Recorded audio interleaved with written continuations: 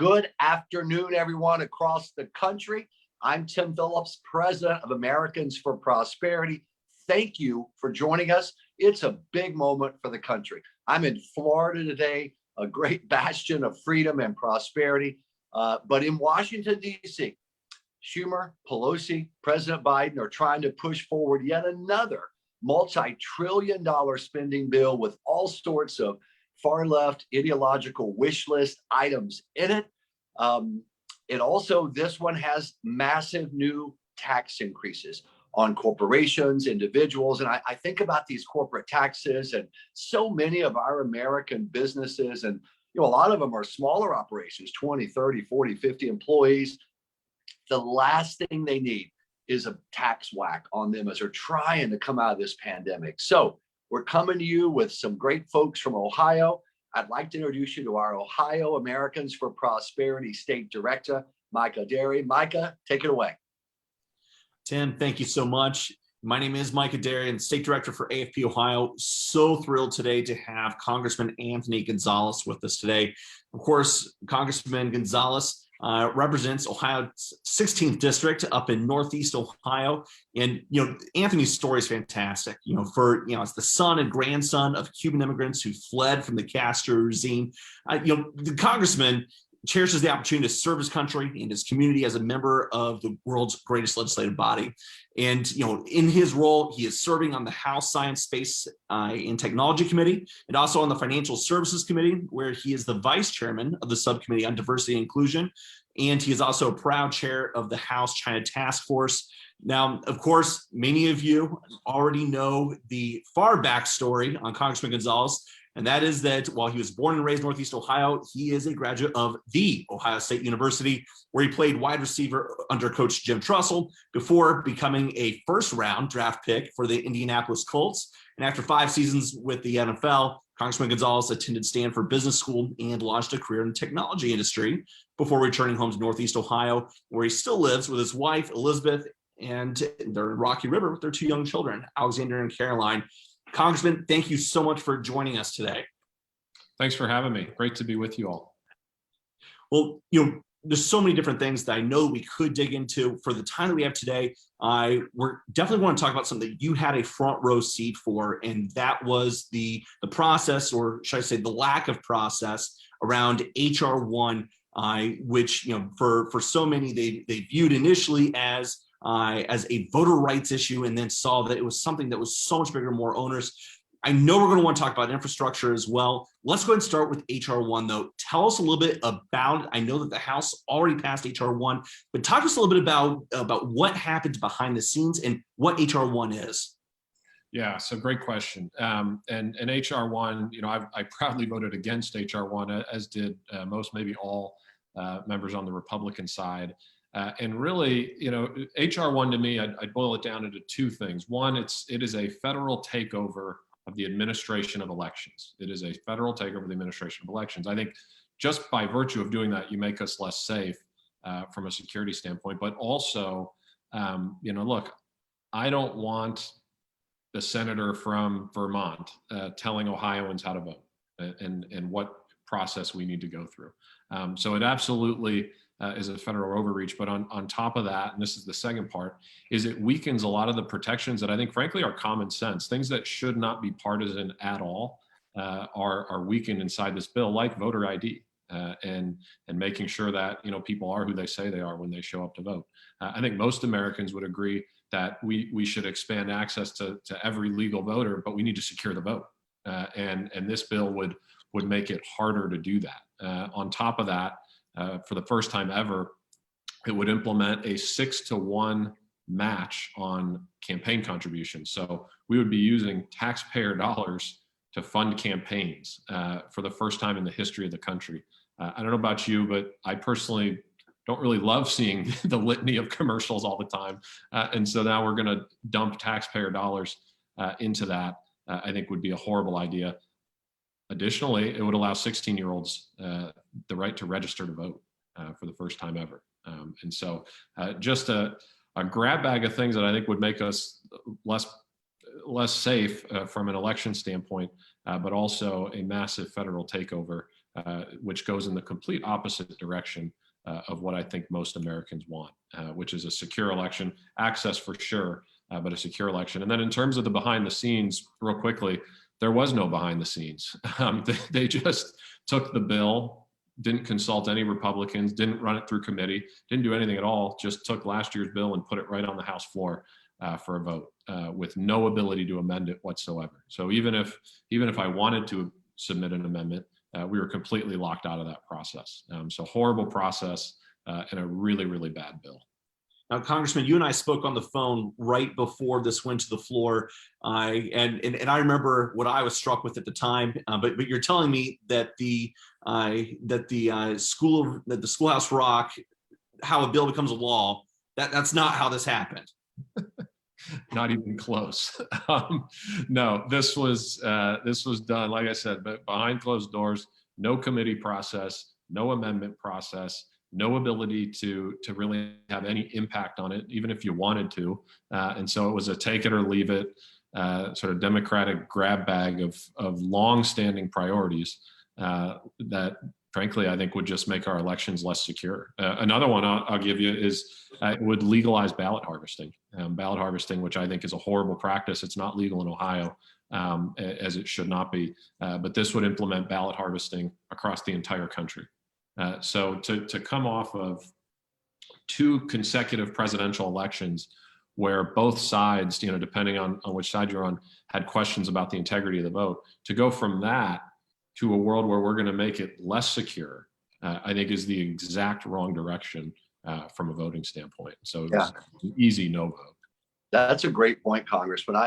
It's wonderful for the country that we're seeing some historic highs in voter turnout. So it's not like we're having an issue there. And that's a good thing, by the way, that more and more people are participating across the country. And the thought of Washington, D.C. bureaucrats telling Ohio, you guys have pretty fair and open and safe elections, telling Ohio that, hey, we're going to fix your elections. That's a little scary, I think, for a lot of people. Absolutely. And, look, I love our Secretary of State, Frank LaRose. He does a fantastic job. I voted for him proudly. A lot of Ohioans did. We vote for our state legislature. That's how we want our elections to be run. We want them to be run according to the laws of our state and administered by our Secretary of State. And we vote for those people. And that's exactly how it should be. And this would take power out of the hands of Secretary of State Frank LaRose, take it out of the hands of the Ohio legislature, which we elected, and put it into the hands of people who have frankly never stepped foot in Ohio, which is a lot of members of Congress. And so, that is the exact opposite direction that we need to go. I think we need more participation at the state level, more influence at the state and local level over how we're going to vote and how we're going to conduct our elections, and keep some of these longstanding priorities that Speaker Pelosi has had out of Ohio. We don't want them in Ohio. If we did, we would vote for them, but we don't. And so that's a great point. Let's keep them away. And by the way, I'm finally recovering from Micah's introduction of you. I'm a South Carolina native, and most of my family were Clemson folks. And I'm trying to forget that Ohio State put such a whipping on us, my hometown team, this past year. So thanks a lot, Micah, for bringing that back into my mind as we introduced the congressman here. We had a little payback we had to give you, Tim. You gave it. Before, so. You gave it all right. It was tough. But, well, Congressman, I think that's by the way, ladies and gentlemen watching, make your voice heard on this H.R. 1. It's now in the Senate. You can go to the I volunteer icon right there in this Facebook thread. Just click on it. It'll take you maybe a minute. You send your information or send your thoughts on this legislation to your 2 United States senators. It's good for them to hear from the folks back home. And, sometimes actually, Congressman, I'll direct this to you. Sometimes folks, activists out on the road will tell me, Tim, why should I bother emailing or calling, this senator or that House member? I either know they're doing the right thing, so they're going to do it anyway, or they're going to vote wrong anyway. Why? What would you say if you hear that from someone back in your district? I always encourage folks to reach out, and I get it, because I've been in those shoes where you fill something out on a website and you think, this person's not going to read this. But the truth is, first off, we have a staff that goes through every single email, every single call, and then I get the reports back and get an opportunity to read through them as well. So people absolutely should feel heard when they do that. And then the second thing I'll say is, and I say this every time I'm back home, because sometimes folks say, look, I'm not a complainer. I'm not somebody who, thinks the government should be fixing all my problems, but there's this one thing that I want to talk to you about. And they're almost sheepish about it. And I say, look, you need to do that, because the only way I'm going to know what's on your mind and what's bothering you and what's, really important is if you tell me. And so I always encourage people to reach out to our office and make their voice heard, or when I'm out to stop me and let me know what's on their mind, because it's important. Micah, go ahead. Congressman, we talked about at the very top about the latest thing that we're seeing, and that is the infrastructure bill. And of course, for anyone in Ohio, I know that we do have some serious infrastructure problems in the state. And so when we hear the federal government is going to do something on infrastructure, at first blush, it sounds like a good thing for our state. I mean, even all the way up in Northeast Ohio, in your district, you are impacted by the shipping that comes across the Brett Spence Bridge down in Cincinnati, coming up I-71. So when we know there are legitimate things that need to be done, what should folks in your district and across the state and across the country, what should they be looking at in this bill that maybe doesn't meet the eye under the label infrastructure? Where do you want to start? I had this argument with a Democratic friend of mine the other day. Percent of this is infrastructure isn't right. That can't be right. And I said, look, in the most generous scenario, maybe 20%, which I think is the number that Senator Portman's been throwing out. In terms of things that I think most Americans don't believe are part of infrastructure, I would put electric vehicle charging stations in there. Even if, let's say you think that climate change is the biggest problem that we face, and you want to see more electric vehicles on the road. Let's say you're in that mindset. Okay, fine. Even still, when was the last time that we considered gas stations infrastructure? We don't expect the federal government to pay for gas stations. The market determines where gas stations go based on the number of vehicles on the road, the demand for gas, and the proximity. Basically an entrepreneur would say, okay, here's where a gas station needs to go. This would empower the federal government to start funding and developing electric vehicle charging stations all across the country. Again, I think if that's the direction the economy is going, fine, but let's let the market pull that in. Let's not, spend a bunch of money at the federal level and all of a sudden decide that charging stations are infrastructure. They're not infrastructure. A second one that, this is sort of how they play games with words. So now all of a sudden healthcare is going to be considered infrastructure, depending on who you're talking to. I saw Speaker Pelosi on Face the Nation this weekend mention that going forward they're going to consider healthcare infrastructure. I don't think anybody's ever considered healthcare infrastructure. And then the final bit, I'll give you another example, and I think this one's sort of a Trojan horse in my opinion. So schools. Now a lot of people would say, hey, we could be funding our schools more robustly. Okay, fine. But if that money's coming from the federal government, it's coming with federal strings attached. And it's going to be the exact opposite of the local control that I think most people back home in Ohio want, which is, if I have a problem with my school board, if I have a problem with how my kids are being educated, I want to know that I can go to my superintendent and I can go to my school board and I can elect new people and I can have my voice heard. That's what I want for being able to educate my kids, so I have control over it. If the federal government starts taking over the funding of schools, which is part of this infrastructure bill, you're going to lose all that local control, or a good bit of it, because it's going to be whatever the federal government wants in order to take that money. And so it really is truly a grab bag and an expansion of the definition that anybody historically has used for infrastructure, for as long as we've been alive.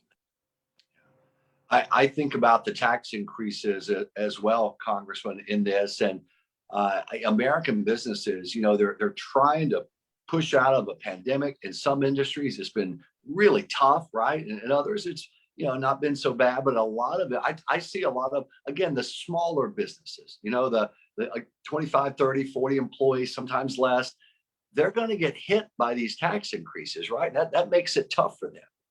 Yeah. So two things. So the tax increases for sure, but also I think the inflation that we're likely to see, and you're already starting to see, which is sort of a hidden tax increase in a way. Yeah, we're in the middle of a pandemic. I was just got back last night, meeting with business owners in Brunswick, in my district, and they all basically had the same thing to say, which was, look, we've survived. We've done everything that we can. We think we're going to have a good year. But, if they're going to keep dumping money into the system and inflation is going to take off, which they're already all seeing, and you're going to raise our taxes, you're going to reverse all the gains that we've made. I'm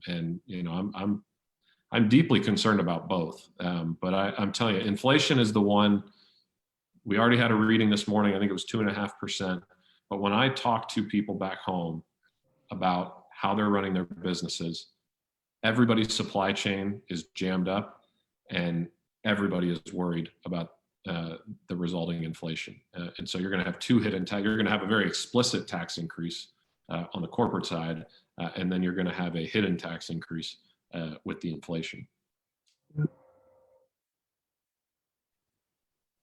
Congressman, obviously, for so many of our folks, watching the news can be a discouraging exercise in and of itself. And particularly, even knowing where we can go to that we can trust what we're seeing and what we're learning. If we can just take a step back, again, perhaps within the context of the infrastructure bill, but what is the one thing, whether we're talking about the infrastructure bill or any other major piece of legislation that's moving, what's the number one thing that you wish that the folks back in the district knew about what is happening on the Hill? It's a tough time on the Hill if you're a conservative. I mean, that's a pretty obvious statement, but look, what I would say is, I think if there's one thing that most people across the political spectrum agreed with about President Biden's campaign, was he ran on a unity message. This notion that hey, we're going to work as Republicans and Democrats, and we're going to get things done. I remember he did an interview where they said, "Well, how are you going to beat the far left?" And he said, "I'm just going to ignore them." He said, "I'm going to pretend they're not there, and I'm going to work in the middle." That is the complete opposite of what's happened. And it's really unfortunate because I think, historical Joe Biden, maybe, 2008 Joe Biden, maybe he would have done that. But what's happening now is, I would argue, the biggest leftward push or pull that we've seen in a generation. There's not even an attempt. They may say some nice things on TV, but I'm telling you from being inside, there's not even an attempt to work with us to try to make these bills better. They're not going through committee. There's no amendments. There's no ability to have any impact. And it's a take it or leave it kind of a thing. And look, that's not what the American people want. I sincerely don't believe that. And that's not a conservative statement. Obviously, I'm conservative, but I think the American people want us working together. And they have chosen a different path. And it's going to bite them. It is absolutely going to bite them. Yeah, I will commend the Republican caucus in the House, Congressman. You guys voted unanimously against that $1.9 trillion boondoggle. You voted unanimously against this HR 1, nothing less than a takeover from a top-down Washington D.C. approach to elections, and free speech stripped away in a lot of cases as well. So it is good to see the Republican House caucus united against some of this, and you described it well, this really extreme far left legislation. And I hope the Democrats, I hope the Biden administration, or at least I hope some of these Democrats from moderate districts, there are a lot of Democrats who represent moderate swing districts in my home state now of Virginia. I think about Abigail Spanberger in Virginia 7. She represents, a very, moderate area. And I'm hoping that we're going to continue as an organization to ask people in those districts, hey, let these members of Congress know they're going, too far, too partisan, too left. And I hope that happens at some point. Well, we want to wrap up with this. We know you're an optimistic person, given your background, your nature. These are tough times for the country. We've laid out a lot of big, serious challenges we've got, not just the pandemic, but a lot of, frankly, political challenges coming out of DC. What gives you a sense of optimism, though, and hope moving forward for not just your district, but also your state of Ohio and this country of ours? Well, it's a great question. I'll say this. There's always, after any big election, there's always sort of a set of stories that come out about the death of one party, whichever party happens to lose that election. What I found is it typically focuses that party, and it forces people to come back to the table with better ideas and good ideas and the right kind of policies that are going to land well for their communities and make the country better. And that's where I think we are right now, is we're in a position where we get to define, from the minority, but we get to define what we stand for, who we are, and what sort of policies we're going to advocate for to protect this nation and to make us stronger and better for the future. And that's playing out in real time. And so, sometimes it can be a little bit frustrating, but at the end of the day, what the product that comes out of that, I always think is a great product and one that ultimately moves us in a better direction. So I will continue to carry that hope and continue to fight for the policies that I know are best for Northeast Ohio and for the country, and we'll keep pushing. Well said, Congressman Gonzalez from Ohio, from Micah Derry, our state director for Americans for Prosperity in the state of Ohio as well. I'm Tim Phillips. Make your voices heard. It's a big moment for the country.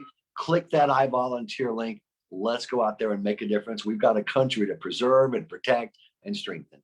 Thank you all very much. Goodbye.